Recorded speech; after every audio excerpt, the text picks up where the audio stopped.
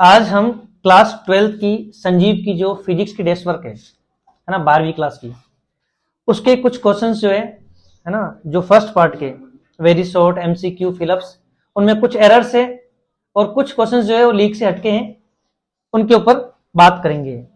तो जैसे कुछ क्वेश्चंस जो है हमने नोटिस किए हैं कि डेस्क वर्क का जो पहला मॉडल पेपर है उसका जो पार्ट ए है, उस पार्ट ए का जो थर्ड क्वेश्चन है कि कैपेसिटर जो होता है ना, कैपेसिटर की जो एनर्जी होती है उनमें से इसका कौन सा फॉर्मूला जो है वो गलत है ना। तो जो इसका आंसर जो बुक में दिया हुआ है वो फर्स्ट ऑप्शन है, जबकि इसका जो बी पार्ट जो है वो गलत फॉर्मूला है कैपेसिटर की एनर्जी का। बाकी ये तीनों है ये सही आंसर है।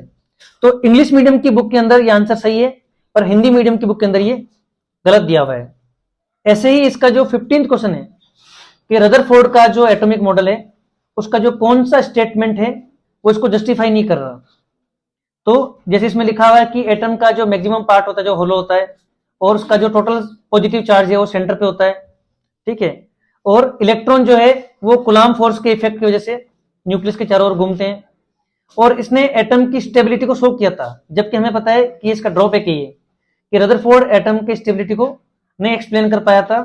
बुक के हिसाब से इसमें थर्ड ऑप्शन सही है, जबकि थर्ड ऑप्शन गलत है इसका आंसर, और इसका ऑप्शन जो है डी वाला जो सही है। इंग्लिश मीडियम के अंदर ये भी सही है और ये गलत दिया हुआ है हिंदी मीडियम के अंदर। फिर इसका जो 18th क्वेश्चन है उसमें दिखा हुआ कि जो ग्राह्य अशुद्धि है ना, इंप्योरिटी जो है एक्सेप्टर की, वो कौन सी है।